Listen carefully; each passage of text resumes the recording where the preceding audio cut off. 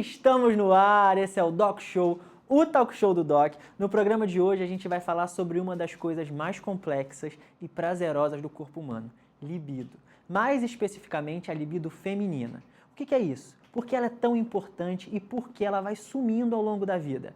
Libido tem só a ver com sexo mesmo? Isso e muito mais você vai ter o prazer de ver no programa de hoje. Roda a vinheta.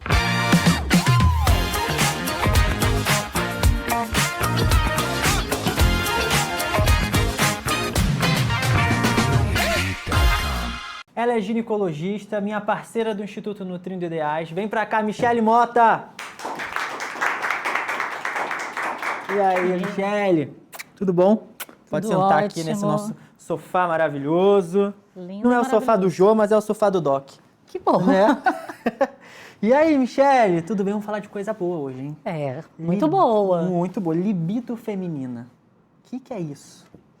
O libido é uma coisa que as pessoas, muitas mulheres têm um probleminha, mas a gente hoje vai desmistificar, né? Tá. É o desejo. É o libido, assim, eu falo que não é só o libido sexual, né? A vontade de ter relação, é o libido de viver, né? O libido, vontade, Muito desejo. bom. Eu falo que é um comichão.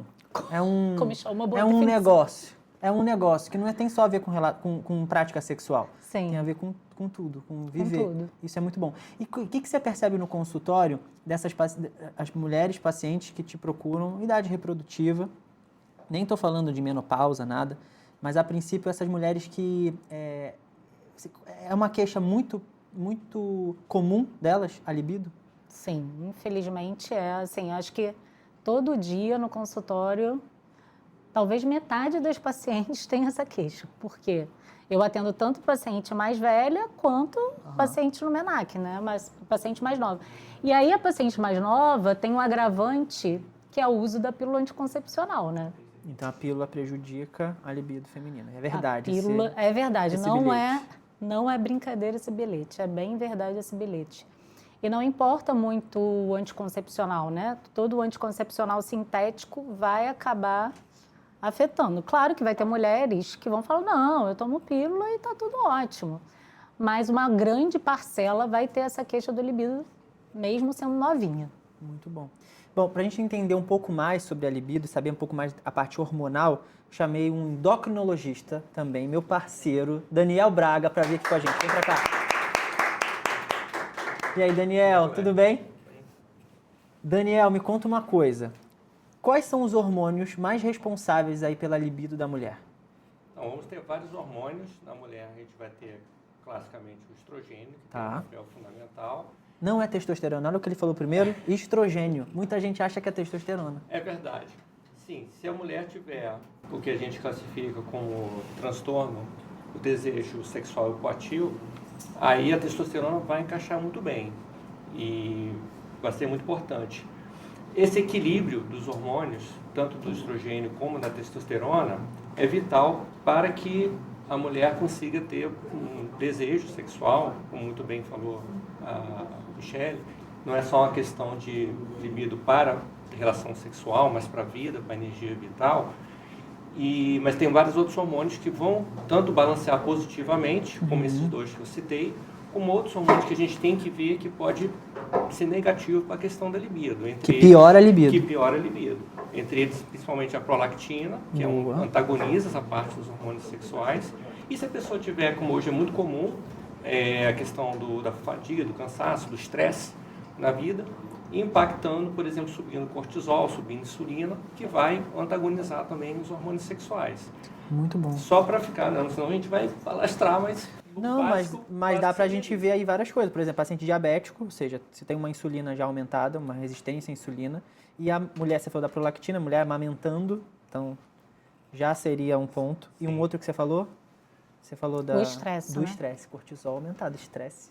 Eu brinco com as minhas pacientes, elas estão fugindo do leão todo dia, né? Por qualquer motivo, tem um leão. A louça suja é um leão. Você que é um leão. Então, se você acha que tudo é estressante na sua vida, você só tem que sobreviver, correr do leão. Você não precisa procriar, né? O Deus fez assim, não precisa procriar, é só sobreviver, minha filha. Fica aí, sem libido, que a vida segue. Existe mulher que não tem libido? Tipo assim, cara, faz o que for, regulariza o hormônio que for e não rola. Ela simplesmente não consegue ou chegar no orgasmo ou ter vontade de ter relação sexual. Acontece isso? Eu acredito que sim. Já A anorgasmia existe, é, né? anorgasmia, sim. O que você acha? Sim, existe um pequeno grupo de mulheres que vão ter esse problema de não conseguir, ou não conseguir, ou ter uma dificuldade muito grande com essa questão da libido. É um grupo pequeno, mas ele existe. Mas então a gente tem, tratando, né, fazendo da forma certa a reposição hormonal, com os ativos que a gente vai falar, é possível melhorar. Mas existe realmente mulheres que, mesmo tentando, fazendo isso tudo, não conseguem chegar no orgasmo, ter libido. Por quê? Como que é o orgasmo em si na mulher? Como é que funciona isso? Quer falar? Quem quer falar? Não, fica à vontade. Então, no processo, né, do relacionamento, né, primeiro vai ter o desejo da mulher.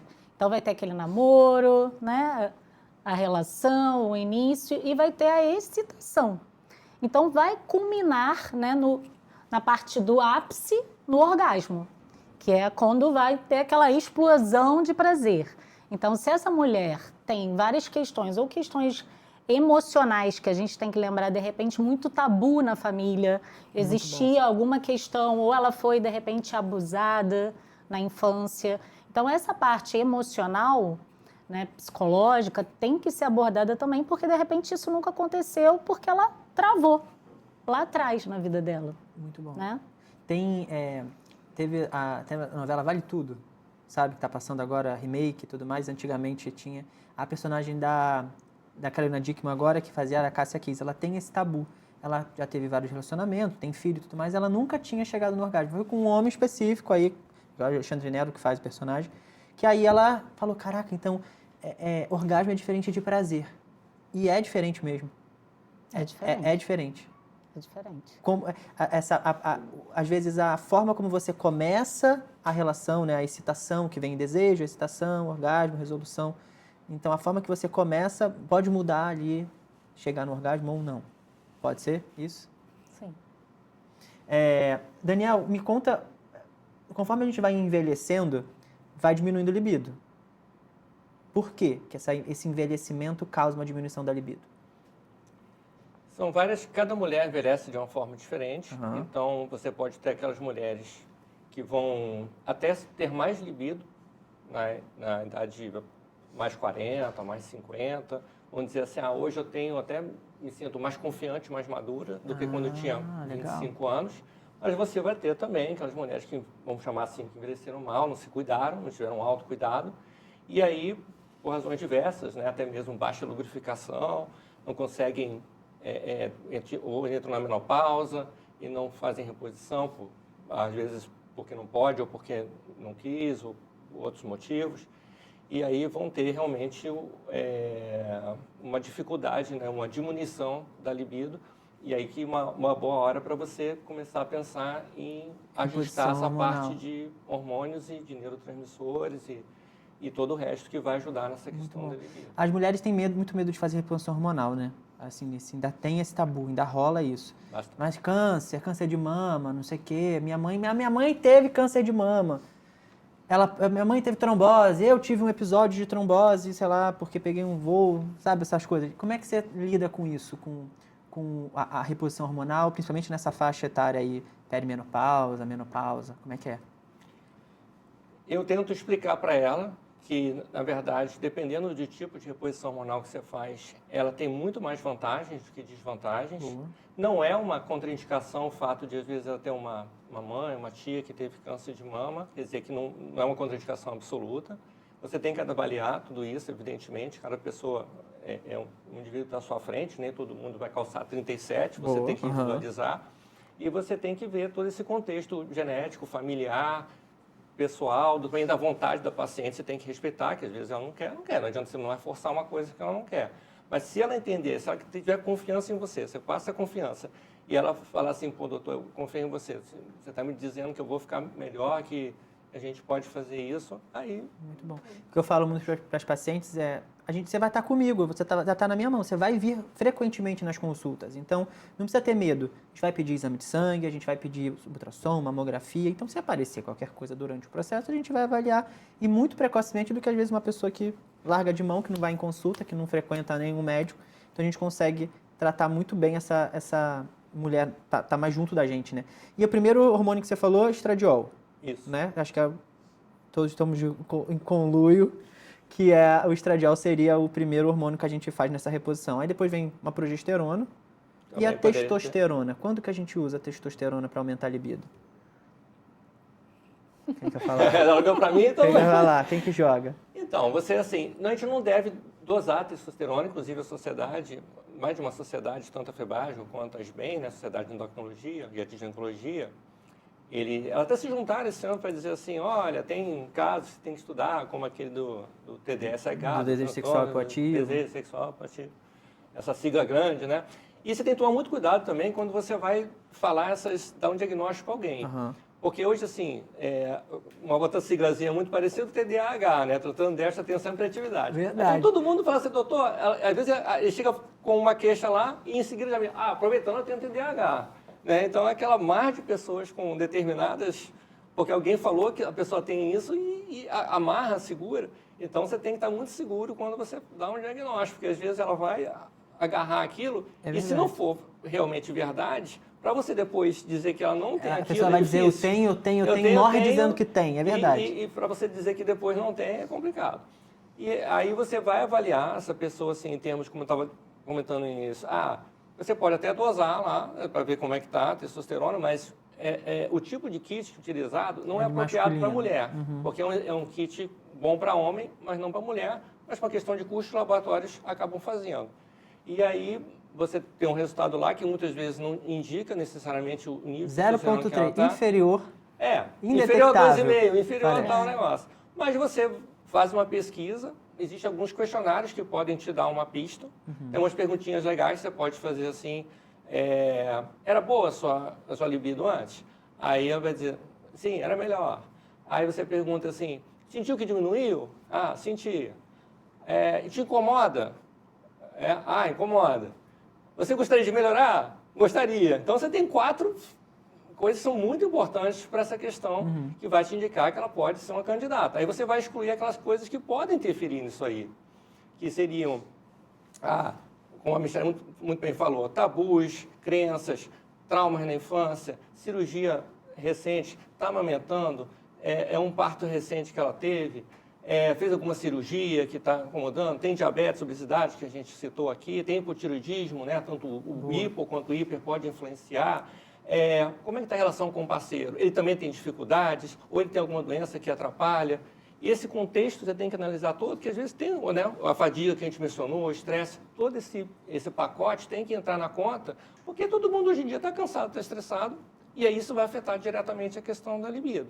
Se você consegue afastar essas causas, ou então você trata isso tudo no consultório, porque às vezes você só de melhorar a pessoa, ela melhora a libido. Sim, não adianta. E você não precisa entrar com testosterona ou outro hormônio. A pessoa nem anda, nem caminha na praia, nem sabe nem quer andar e quer aumentar a libido, mas mínimo de exercício a pessoa não faz. E nessa fase da mulher 40+, né, que eu estou até nessa fase, a questão com o sono, né, quando começa a cair a progesterona, essa queixa de acordar 3 horas da manhã, da insônia, aquele sono leve. Se a pessoa não dorme, ela acorda cansada e ela não vai querer fazer nada de noite. Lógico. Né? Não tem o que fazer. Então, quando a gente corrige essa base, né? Então, por exemplo, o sono, o manejo do estresse, consequentemente, pode naturalmente ela estar mais disposta e com mais desejo, né, sexual. Isso vai melhorar, né? Trouxe uma amiga aqui pra gente conversar. Michelle me trouxe uma amiga, Eu trouxe uma amiga. Vou apresentá-la aqui pra vocês, hein? Você vai dar nome? Virgínia. Uau! Chegou aqui pra Tá gente. na moda, Virgínia tá na moda. Virgínia, The Virgin. E aí, conte, apresente sua amiga, mostre como você trabalha com ela. Pois é, como né, mostrar gente? Porque, esse aparelho uma aí. das questões, né, que acontece, que eu acredito, é que as pessoas não conhecem a anatomia da região íntima, no caso, né? Ele aproveitou e deu o nome de Virgínia, então vamos Tu tinha nome aproveitar. já? Não, eu Agora chamo é de Virgínia. perereca. Agora pode ser também. Virgínia. Então, a anatomia feminina, tanto o homem quanto a mulher precisa conhecer. Senão, pode ser que dê ruim lá na hora e aí não tem orgasmo só porque não conhece. Aham. Então, aqui para vocês um detalhe, a Virgínia é bem detalhista, tá? Então, vamos aos detalhes. Boa. Aqui, o canal vaginal. Vocês veem, se vocês olharem aqui. Que é do lado, diferente da uretra. Uretra é uma coisa, canal isso. vaginal é outra. Aqui que vai sair, ó, a menstruação vai sair por aqui, né? E aqui vai entrar também, né, o pênis, no caso. Aqui em cima é a uretra. Mas aqui escondido Ó, tem como tá escondido. o órgão que foi só criado por Deus, só... Ai, eu botei muito pra fora. Ah, tem gente que pode ter um pouco Pode mais ser, se usar muita avantajado. testosterona, vai ficar assim. Pode. Então, esse órgão, que é o clitóris, foi criado só para o prazer. Tem muitas terminações nervosas aqui. E aí eu vou mostrar o tamanho dele. Ele não é só isso. Opa. Olha só o tamanho do Muito clitóris. bom. Isso tá lá pra dentro. Lá para dentro, aqui, dentro da vagina. Só a ponta do iceberg que aparece aqui. Boa. Então, aqui por trás, né? Quando tem a penetração, de uma certa forma, vai ter contato com o corpo do clitóris. E isso vai fazer também, né? Vai trazer prazer para a mulher. Mas essa história de orgasmo, né, vaginal, há controvérsia. Orgasmo vaginal e orgasmo clitoridiano. né? Há controvérsia. Então, muitas pessoas acreditam que só existe o do clitóris, na verdade, porque vai passar por aqui. Tem... Ah, boa. E aí tinha não pensado tem nisso. o vaginal, né? Muito bom. Mas conhecer essa anatomia, tanto o homem quanto a mulher, faz toda a diferença. Porque às vezes é uma jogadinha aqui que a mulher faz de lado. ó, E ela dá um barulhinho uma- diferente. Às vezes não precisa nem vem falar. Você só joga Exato. aqui ó, de lado, ó, já resolveu. Exatamente. Então, os sinais, né, que na hora da relação, que o casal um transmite para o outro, e se não estiver acontecendo, né, o orgasmo, o mais importante é conversar. Porque se não conversar, não vai resolver. Exatamente. Né? Comunicação. A gente. comunicação é o básico, né? Comunicação. É. Doutor Daniel, o que a gente pode usar de ativos que podem ajudar a gente a ter uma lubrificação vaginal boa? Eu não quero usar hormônio. Paciente jovem, paciente de 32 anos, acabou de casar e ela está em idade reprodutiva. Às vezes está usando até anticoncepcional, né, alguma pílula aí ou algum outro método contraceptivo, mas ela precisa ter uma... O que a gente pode ajudar para ela em questões de ativos fitoterápicos, naturais, que podem aumentar a libido? A gente tem alguns ativos, alguns melhor estudados, que estão até em alguns estudos, como meta-análise. A gente tem um que é bastante utilizado, que é o Tribulus. Eu, particularmente, já usei, uso de vez em quando, mas também você tem que tomar muito cuidado com alguns ativos, né? Dependendo da concentração que tiver lá do Tribulus, ele pode estimular e a mulher pode ter pelos na face. Tribos terrestres? Já aconteceu Dependendo isso da com dose? uma paciente minha.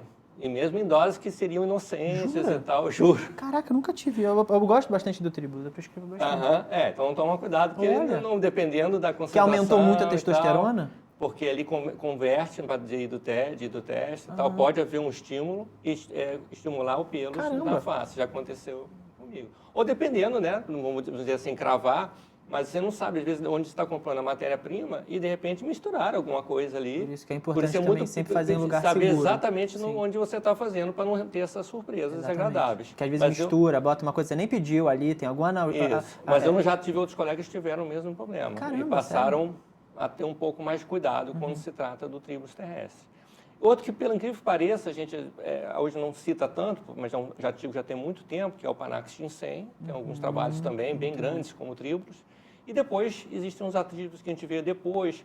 Foi como muito bem a gente citou no início, principalmente a Michelle falou, a gente tem esses estudos que falam da parte, uma coisa até mais didática, né? A Helen Kaplan, desde 79, fez esse modelo trifásico, que é do desejo, depois da excitação, até chegar ao orgasmo. E depois veio o tal da resolução, que é mais na refratariedade, né? Essa parte e tal. E tem outros modelos circulares, como o de Basson de 2000, que é da mulher chegar a ser mais conectada, mais responsiva, e com isso, esse carinho e chegar também à libido, etc. e tal. Mas voltando à questão dessa parte dos ativos. Aí você tem esses que estão na primeira fase aí do desejo, que vai ter a participação da dopamina, que você quer ativos como maca, mucuna, que vão estimular essa parte da dopamina. E você vai ter, assim, são vários neurotransmissores, vários hormônios que podem ajudar. Aí na parte da excitação, você pode, além dos ativos desses fitoterápicos, né, que está citando e tal, a gente pode falar também que às vezes uma necessidade de um hidratante ou um creme vaginal pode ajudar nessa parte. Lubrificar. Tá? E até chegar na parte do orgasmo, que eu não sei, acho que talvez você mais tarde venha perguntar, mas talvez adiantando um pouco. Em algumas mulheres, a ocitocina pode ser uma coisa interessante. Fazer a suplementação de ocitocina. Aí, algumas mulheres pode ser que ela... Eu faço nasal. Existe nasal, existe sublingual, em algumas pode ajudar nessa questão do orgasmo, mas eu já tive também mulheres que tomaram Não adiantaram nada. e melhoraram mais a relação mãe-filha. Né? Ah, Jesus, porque ele é o tiro saiu pela culatra. O hormônio, ele é o hormônio da socialização também. E aí, apesar de ter efeito dopaminérgico. Sim. E como a gente quer separar as coisas, mas no ser humano é tudo conectado. Sim, Então essa coisa é didática, mas nem sempre funciona como a gente... Nisso. Muito bom. Fez a ocitocina para aumentar a libido, a mulher com a filha deu mais Grudou. Muito bom.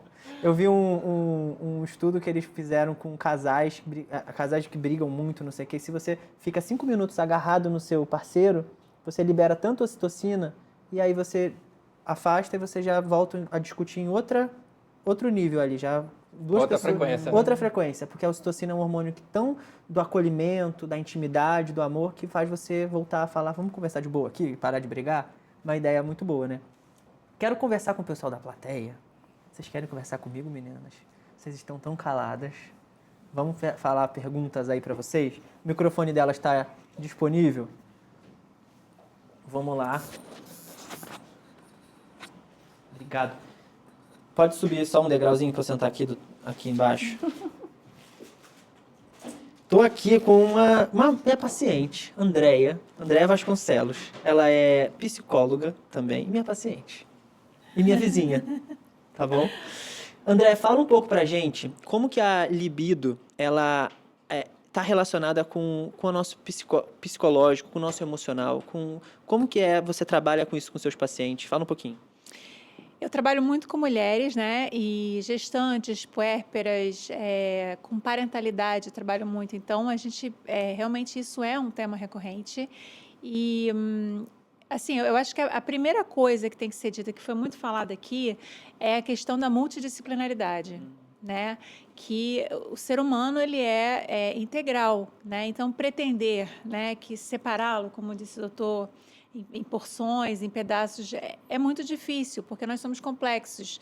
E a parte psicológica, emocional, perpassa toda a parte física, orgânica.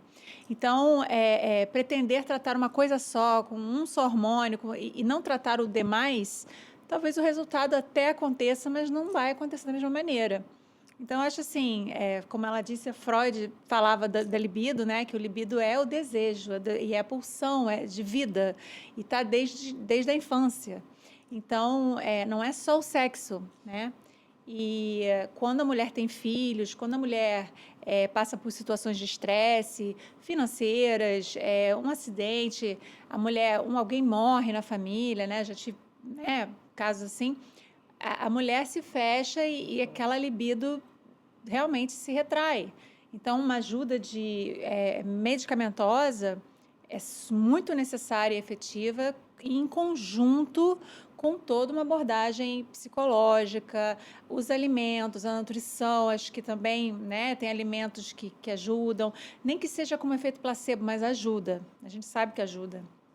Então, esse olhar integrativo, né, multidisciplinar, interdisciplinar, em que se conversem entre os profissionais, eu acho que é o segredo do sucesso para a recuperação dessa libido, né? Muito bom.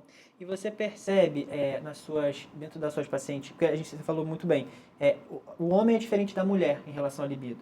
Você vê que você falou, você está com problema no trabalho, você está com problema em casa, com dinheiro, com um vizinho que reclamou do ciclano, não sei o quê. Isso vai interferir ela no final do dia. O homem já não. O homem eu falo que o homem é micro-ondas e mulher é fogão a lenha. Tu tem que ir alimentando, tu tem que ir, né, cultivando ali. E o homem, tu ligou, 10 minutos, tá pronto. Como que você faz essa diferença, assim, dos teus pacientes, homens e mulheres? Que às vezes o homem tá ali, a mulher não sei o quê, e aí? Exatamente, né? É super importante, porque dentro do casal, o homem tem uma facilidade maior para ser menos afetado em sua libido por fatores externos do que a mulher. Então, eu acho que a mulher, ela precisa realmente de outros fatores, além da estimulação sexual, né? E aí os hormônios, é interessante, da ocitocina, que é o hormônio do amor, que a gente fala, né? Que acontece no parto entre mãe e filhos. Pode sair pela culata.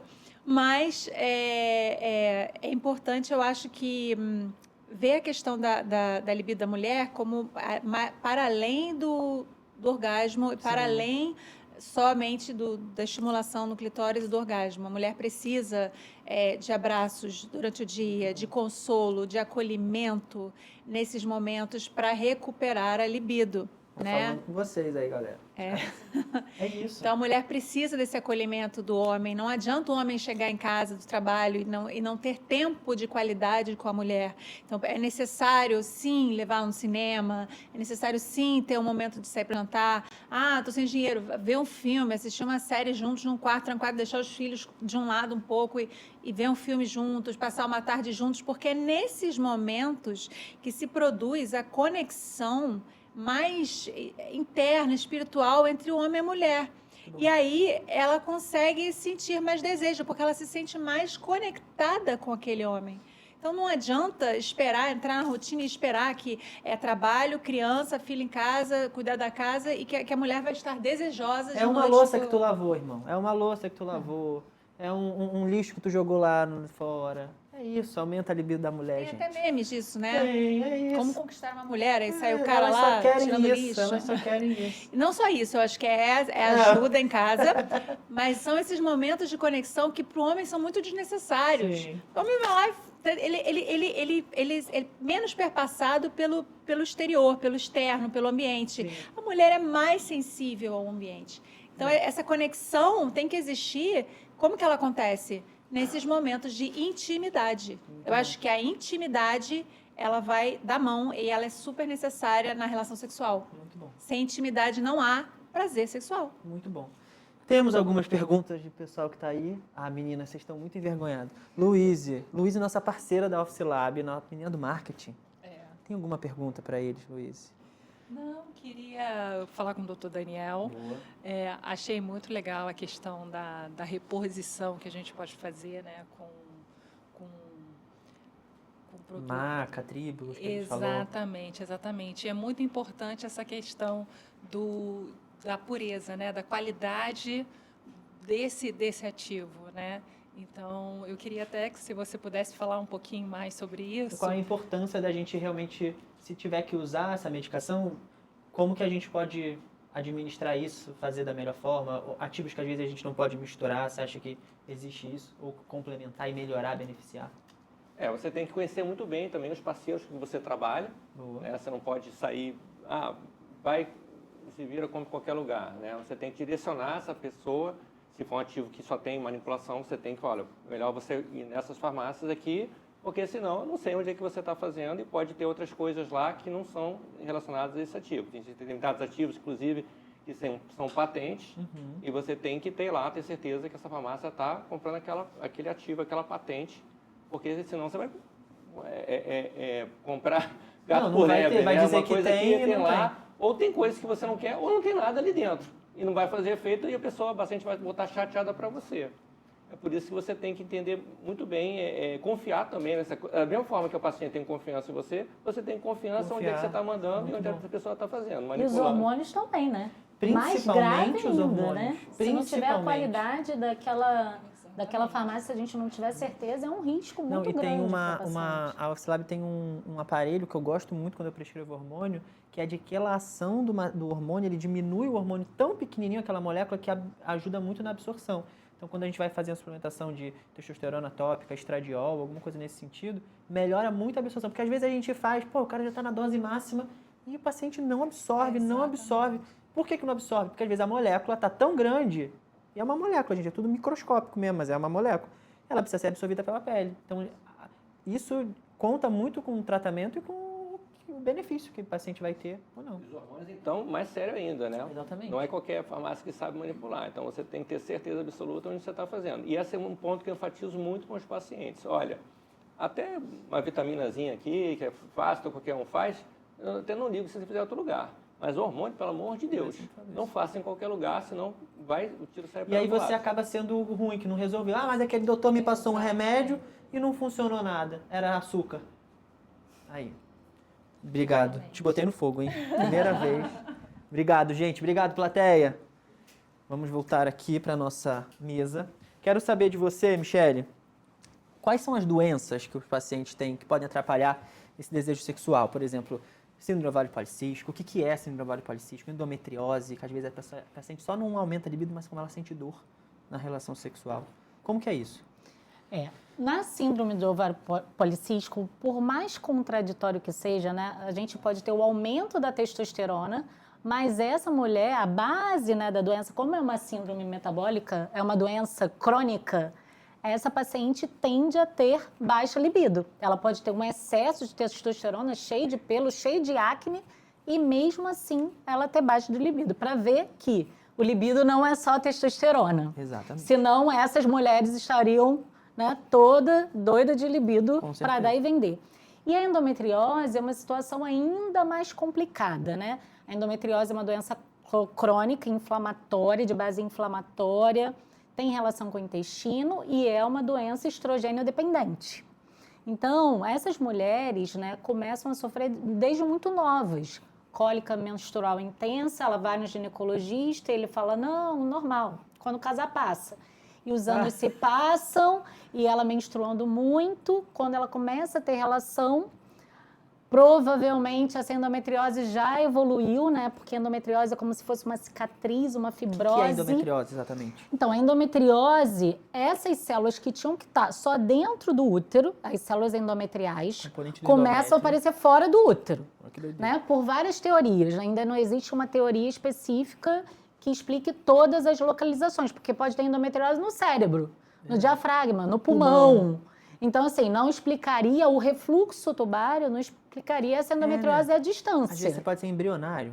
Embrionário, tem a teoria embrionária que é a melhorzinha, né? Que justifica mais a distância. Então, essas células, imagina, todo mês, sangue onde não tinha que ter sangue, né? Todo mês. Aí as nossas células de defesa vão lá, vamos defender, tem alguma coisa acontecendo ali. Então, inflamação, cicatrização. No outro mês, inflamação, cicatrização. Isso por 20 anos, 30 anos da vida daquela mulher que estava com cólica e ninguém fez nada. Ninguém explicou para ela o que estava acontecendo e ela achava que era normal desmaiar na escola, né? Faltar aula e ela achava que era tudo normal. Então, essa fibrose... Faltar aula é muito bom. Essa fibrose, essa cicatriz... Ali do lado, assim, pertinho do colo do útero, tem 2 ligamentos, que são os ligamentos útero-sacros. É ali que normalmente começa, e aí ela vai se espalhando. Ela vai em direção ao ovário, vai em direção ao intestino. E nessas 2 cordinhas, nos ligamentos, tem ali muito perto o nervo hipogástrico. Aí você imagina uma cicatriz, né? Uma coisa dura, ali perto do nervo. Quando ela tem a relação, a penetração profunda, bate lá no fundo da vagina, no caso aqui, no fundo, repuxa esse nervo e ela tem dor na relação.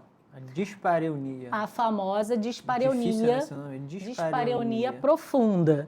Mas com o passar dos anos, essa mulher, ela não é, o cérebro dela não é bobo, né? Aí vai sempre Aí ela vai pensar assim, não, esse negócio de ter relação não é uma coisa legal. E ela pode evoluir para o vaginismo, que é a contração involuntária do músculo aqui da vagina. E aí ela não consegue mais ter penetração. Ou a vulvodinha, que é a dor aqui, ao redor, dor na vulva, aqui na portinha, uma dor intensa, uma queimação, uma ardência. E ela continua sem conseguir ter relação. E se ela não tem o diagnóstico, ela acha que ela é maluca, que ela, né? O que aconteceu? Ela tá tudo errado na vida dela. Ela tem cólica, ela tem dor, ela não consegue ter relação com o marido. Se o marido não entende, ele pode questionar ela. Então, é uma doença realmente com muito sofrimento. Ainda tem lá na frente, talvez, a infertilidade, Então, tem muito sofrimento envolvido e se a paciente não tem o diagnóstico, ela acha que a culpa é dela. Porque às vezes é difícil até na ressonância você ver, que seria um É. exame para a gente diagnosticar a Para endometriose. fazer a ressonância, né, o detalhe da ressonância, porque assim, essas mulheres relatam que, mas eu sempre fiz ultrassonografia transvaginal, Aham. meu ginecologista sempre pediu, nunca ninguém falou que eu tinha endometriose. Só que na ultra não vê mesmo, porque essa cicatriz não dá para ver na ultrassonografia simples. Então a ressonância é a mesma coisa. Tem que ser uma ressonância da pelve com preparo intestinal, olhada por um radiologista que sabe fazer o diagnóstico de endometriose.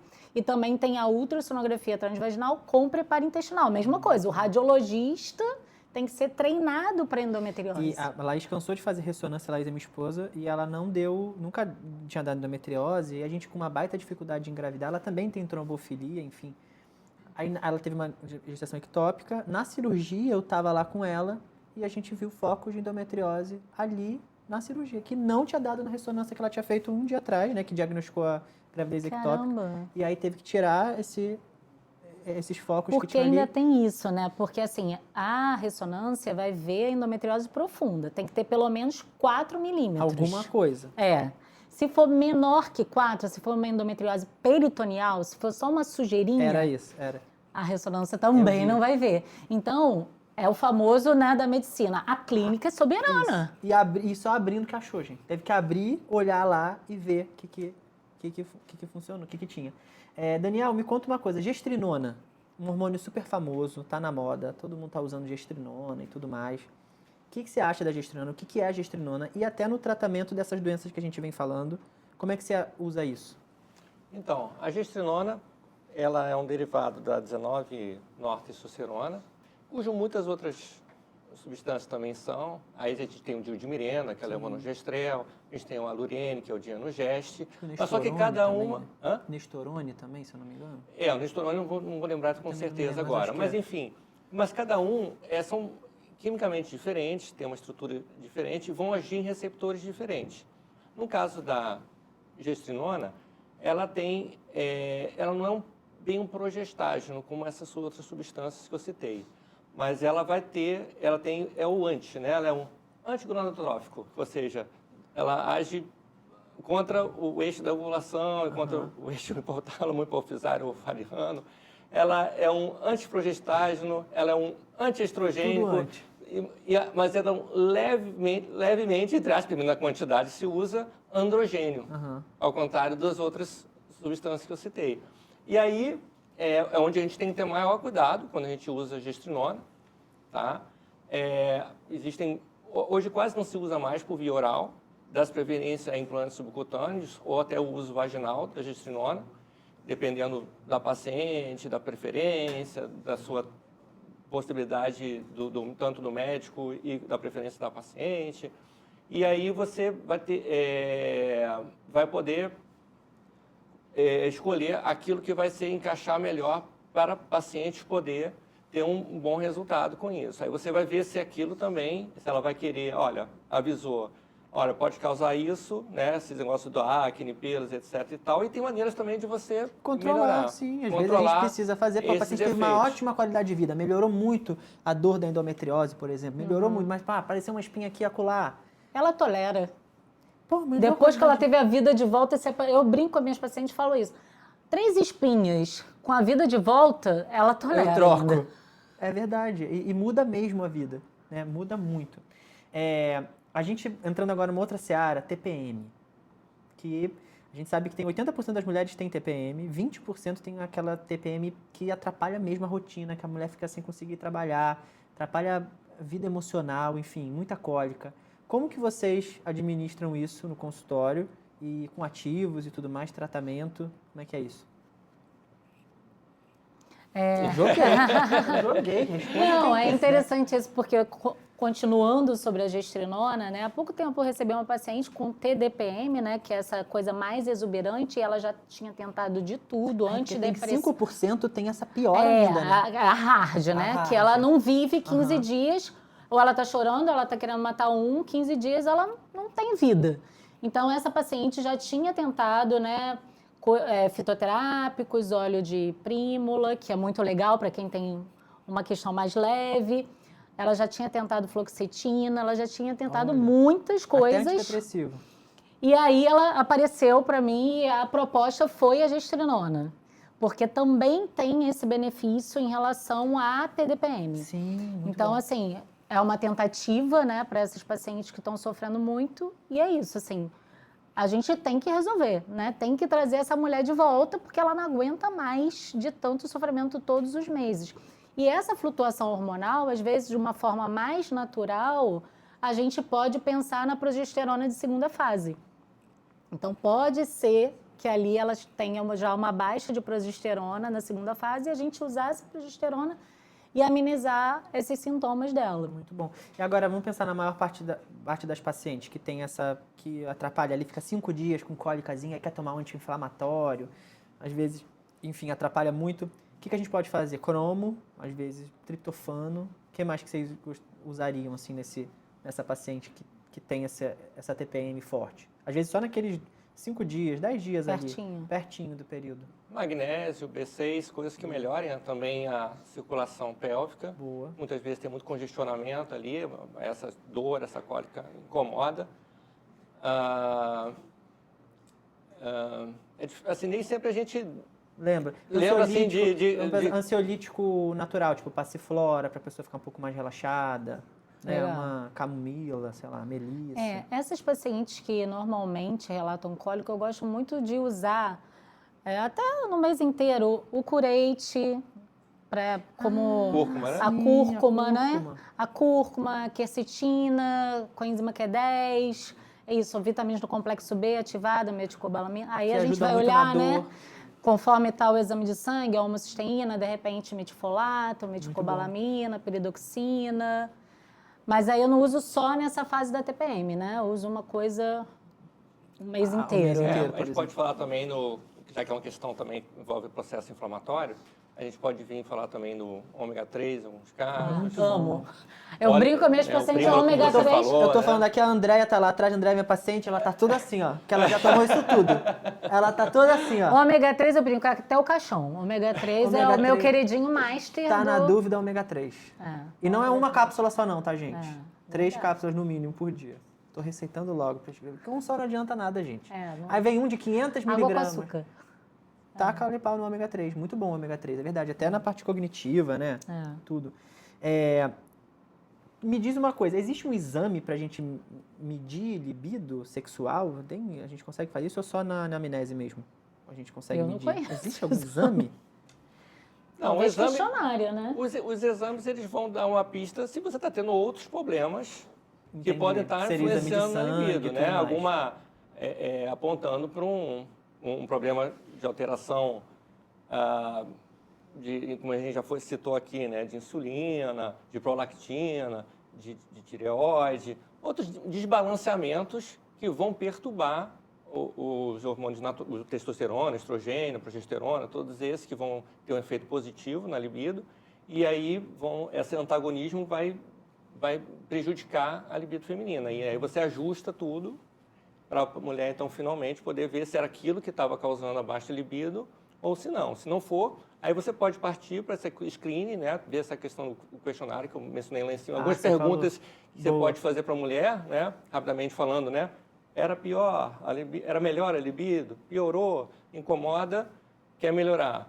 E aí é uma hora para você pensar em entrar com a testosterona. Mas não tem um exame específico, né? Seria mesmo essa anamnese e os exames de sangue mesmo. Isso. Agora, uma coisa que a gente não falou muito importante, que tem muito associado, eu pego muito no consultório, obesidade com queixa de baixa libido.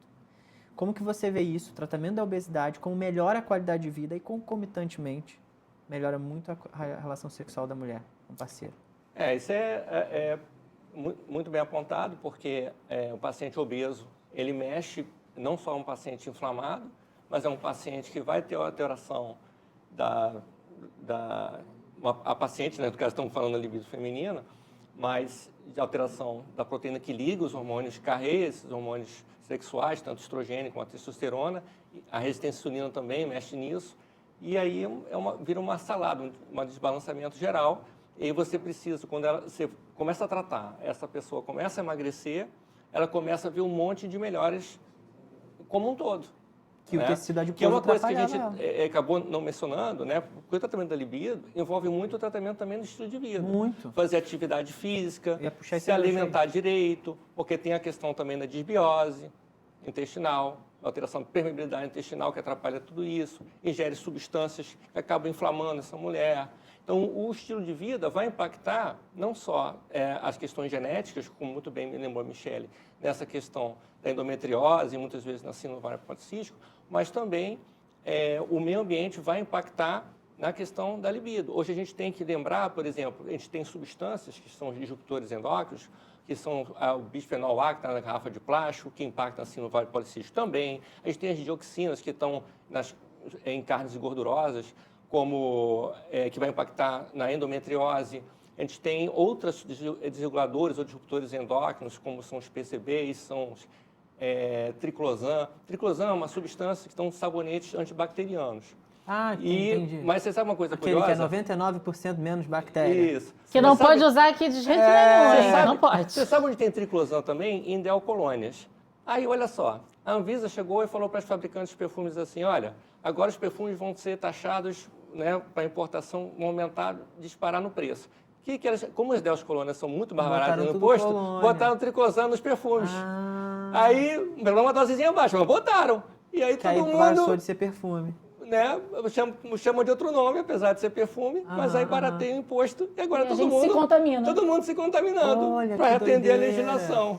Nunca tinha pensado nisso. Meu Deus. E essa história do anticoncepcional para tratamento de síndrome do ovário policístico, como é que é isso? Porque tem muita gente que ontem eu estava dando uma aula, uma menina perguntou isso. Porque acha que está tratando, né? E não, como é que é? Infelizmente ainda tem muita gente que pensa assim, né? E graças a Deus as coisas mudaram, a gente estuda, a gente se atualiza e vê que não é assim. No final das contas, a base do ovário policístico é a resistência insulínica. Não é o ovário que está doido, né? É a resistência insulínica que fez o ovário ficar doido e produzir mais androgênio, mais testosterona, e aquela mulher não ovula todo mês. Então, ela também tem uma baixa de progesterona. Então, quando a gente dá a pílula anticoncepcional, ela tem a falsa impressão que ela está menstruando.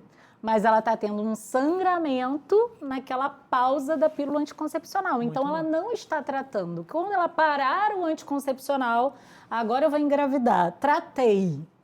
Só que ela não fez dieta, ela não fez exercício físico, ela não tomou nada para resistência insulínica, que é um remédio que eu até brinco com minhas pacientes. Ele é tão baratinho, ele é tão maravilhoso, ele serve para o intestino, ele serve para a mitocôndria.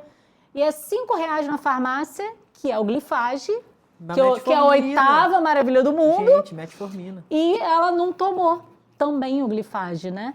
Então, ela vai parar a pílula anticoncepcional e tudo vai voltar como era antes. Ela vai parar de menstruar, ela vai ficar sem ovular e ela não vai conseguir engravidar. Porque o tratamento do ovário policístico, a base é o estilo de vida. É o exercício, é a alimentação, acompanhamento com a nutricionista. E isso ninguém falou para ela. Muito bom. E essa galera que bebê Ozempic? Já ouviu falar? Saiu galera que usa Ozempic para emagrecer e engravida. Por que que tem essa relação? Por que que o Ozempic, ou o Mounjaro agora que chegou, por que que isso pode melhorar essa ovulação e ela pode ficar mais fértil? Exatamente, porque essa resistência à insulina, todos esses desequilíbrios hormonais que a pessoa tinha antes, quando estava acima do peso, eles começam a voltar à normalidade quando a pessoa emagrece. Então, não é que a medicação vai induzir a evolução, mas uma assim, medicação de fertilidade, não Mas é usado... Saiu matéria assim, bebê Ozempic. Mas a consequência dela ter... Mas é até bom ser citado, uma coisa que a gente esquece e que está lá em bula, é que alguns anticoncepcionais também podem ser afetados pela medicação. Então, é importante você até orientar que algumas mulheres em idade fértil podem precisar de um segundo método, tipo uma camisinha, né? Pular a camisinha. Não, ou tem camisinha feminina, mas me referi na hora a camisinha masculina, né? É que todo mundo Mas, pensa, gente. Camisinha feminina, você nem se vende. Até difícil, não pegou, achar. né? Aquela coisa que vingou. quase ninguém não aderiram, não conseguiu, não encaixou. Acho que nem um homem gosta, nem uma mulher gosta também de colocar, não é prático e tal.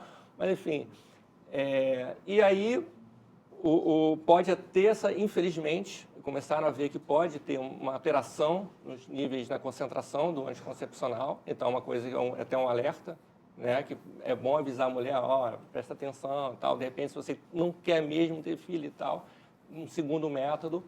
Mas principalmente pelo emagrecimento, a imensa maioria vai ser pelo efeito do emagrecimento, que vai acabar regularizando novamente os hormônios, melhorar da resistência à insulina, da inflamação, e de outras coisas que vêm a reboque, e aí sim vai facilitar a mulher engravidar.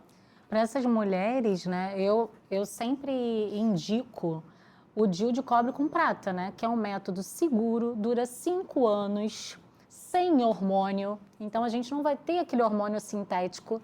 Então, tanto os pacientes com ovário policístico, quanto essas pacientes que estão no processo de emagrecimento, é um método bem interessante. Muito e bom. que, né, se quiser associar também o preservativo, ótimo, mas o DIU de cobre, ele é espermicida também, não tem também isso? tem. E a diferença do DIU de cobre com prata para o DIU de cobre, né, antigo, o de cobre durava 10 anos, ele aumentava o fluxo, realmente aumentava a cólica. Que bota 3 meses sangrando horrores. Mas o DIU de cobre com prata veio com essa proposta de não aumentar tanta cólica, nem o fluxo, e realmente acontece isso na prática, em comparação ao DIU de cobre. E tem um momento ideal para colocar o DIU, porque tem muito... Eu já atendi uma paciente que engravidou com DIU. E tem foto na internet, toda a galera que usa a internet vê o bebê nasce segurando o DIU, assim, ó. Essa história Agarrado do no DIU. Assim, nenhum método é 100%. Nenhum. Nem a ligadura tumária é 100%. Então, como tem mais pessoas colocando o DIU, aí parece que tem mais pessoa engravidando, entendeu? Não é isso, né? Mas ele é tão eficaz quanto a pílula anticoncepcional. Faz sentido. É igual. Muito bom. Muito bom, gente. Adorei o programa. Vocês contribuíram muito, muita informação nova também que eu tive. Onde as pessoas podem achar vocês na internet? Onde vocês atendem? Conta aí pra gente. Daniel, onde é que você tá? Então, eu estou no Instagram, no Dr. D-O-C-T-O-R, Daniel Braga.